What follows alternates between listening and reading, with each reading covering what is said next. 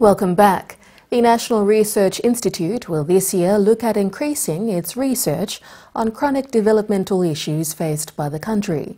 This is according to the Institute's director, Dr. Charles Yala. Dr. Yala said issues such as resource export earnings that do not bring benefits to the people of the country and the lack of foreign aid are having an impact on poverty levels and has prompted the NRI Council to set this focus. He said the findings will hopefully influence policy outcomes at the implementation level. Given the development constraints in our country, the PNG-NRI has committed itself, starting this year, to primarily focus on the country's chronic development issues. PNG-NRI will seek to effectively communicate the findings of the research and to influence policy outcomes at the implementation level. Enga Governor Sir Peter Ippitas has called on Enga students from the University of Technology and their parents to take the lead in compensating the death of a Southern Highlands student who was brutally murdered during an attack on the campus in Lae mid this year. The Enga Governor says he cannot allow the problem to affect other Engans throughout the country, and those responsible should take ownership in the compensation and reconciliation. He also called on students from Enga to humble themselves as the Enga provincial government has invested millions of kina into their education. Sylvester Gawi with this story from Wabeg. It has been more than a month since first-year lands and surveying student Graham Romano was brutally murdered at the Unitec campus in Lae. It was alleged that the student was attacked and brutally killed by a faction of Angan students after 2 months of student boycott of classes and protest for Prime Minister Peter O'Neill to step down from office. While Lae police have already detained 3 suspects involved in the brutal killing, Enga Governor Sir Peter Ippitas wants the 319 Angan students from Unitec to take ownership of the compensation and reconciliation processes. Enga walking, you said man walking, you're responsible. You don't know Enga is trouble. You let kiss him trouble, think good, now kiss him trouble. Governor Ippitas also highlights that this problem has brought disrepute to Enga province and students responsible should now take ownership of the problem. Sir Peter Ippitas also urged students to stay out of politics and concentrate on their education. Especially on Sumatin, me walk the throw my plenty money from Enga people, long kiss him sabe blow you. Kiss him sabe na kiss him walk. Come up lawyer, come up accountant. Come up one kind architect or one something you mean like. Me like looking degree. Papa mama like looking degree. Online the place like looking degree. Me plan on the come up in rascal. Me plan on the come up in planning member. Meanwhile, Governor Ippitas maintains that his government will continue to invest in the education sector to ensure Enga produces many educated elites in the country. So me like asking you plan. Also Martin 319. You go doctor when the mama papa blow you, land blow you, carry him one piggy can, now at least 1,000 contribution he come. Now by you straight him, this blow piggy he be denied long Southern Highlands. Sylvester Gawi, NBC National News, Lae. Former member for Kundiawa Gembog, Wagi Merimba, has queried why the construction of the Kundiawa-Medang Highway was stopped through 1/3 of the construction phase. According to Mr. Merimba, under the governorship of late Father Louis Ambane, 100 million kina was appropriated for this highway through the assistance of the Australian Development Bank. He told NBC National News that 25 million kina was used to construct 10 kilometres of this road before work was halted. Mr. Merimba says the people of Kundiawa Gembog are disappointed and want to know why the construction of this important road link was stopped. They are now calling on relevant authorities, the local MP and the governor to explain why the road work has stopped. Now all construction you go yet now 10 kilometers along Kundia town, you go along Gewa. Maybe 25 million of spending. Along this like construction sealing up. Now 75 million of people who could gamble because only Oliama maslo selling igolong district na igolong nalo province lo Madang. Na oli options song clip out na selling stop. Na there's like 75 million people who can get book. Or like Sabe, or the concern on this road. Because maybe stable remote district now only talk be personal mina to police maki mi plan I media mi plan by trying na ask him works na lo member blo mi plan na wandem governor blo simbo mas only talk clear lo people am right am good plan all masabe na stuff.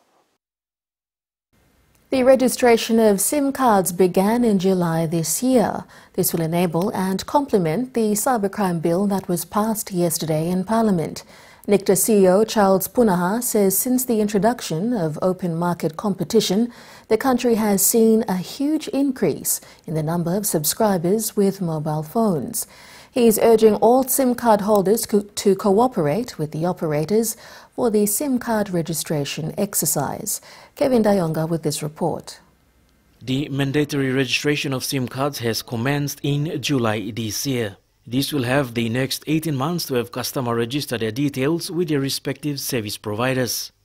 At the moment, from our inspection of what's taking place in the market, B-Mobile, actually they are doing full registration at the moment, both the physical information of subscribers as well as the biometric information of subscribers.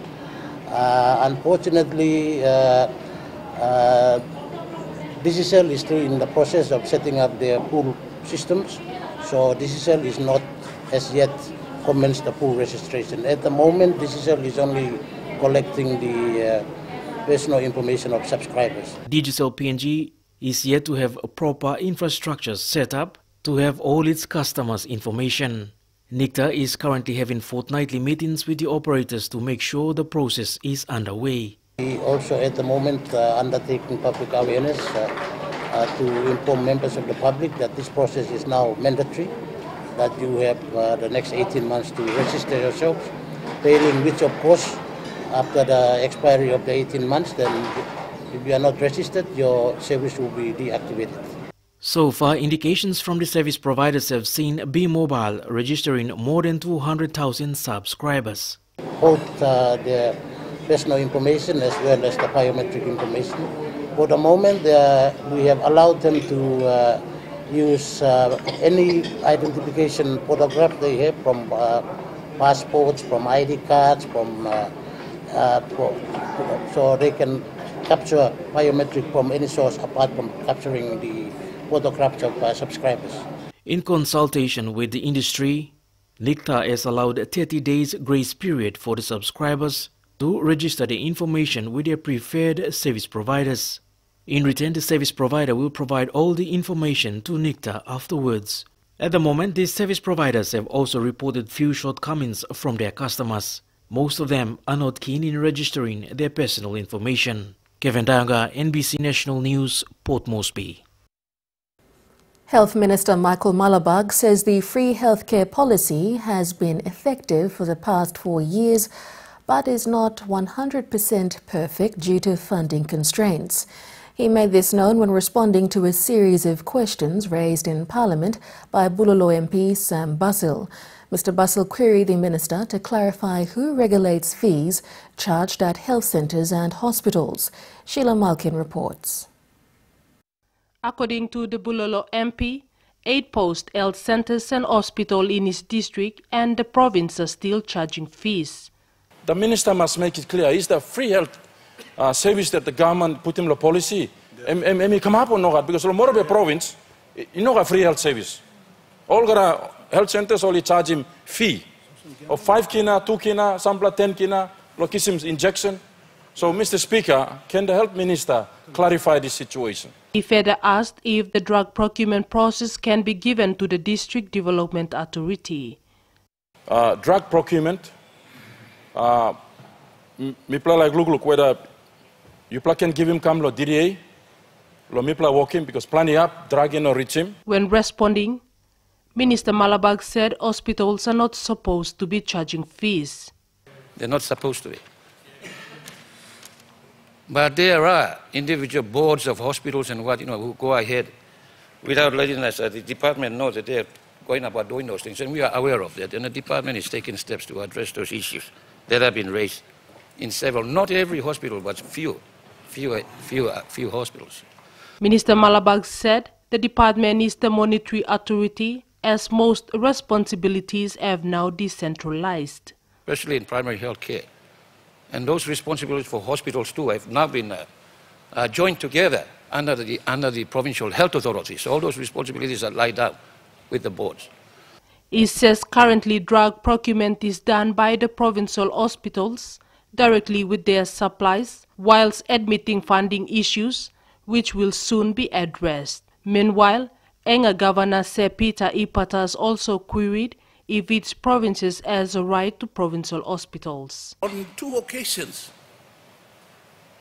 Enga Provincial Hospital for some reason has been mentioned by individuals who ought to appreciate the fact that health service need to be delivered to the people of Enga.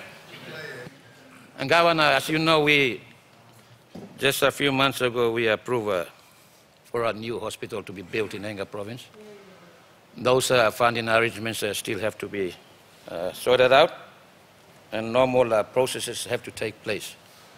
But I can be very specific here that we will do everything possible to ensure that your new hospital comes into fruition, which our cabinet has already given approval. Sheila Malken, NBC National News, Port Moresby. Stay with us on NBC National News.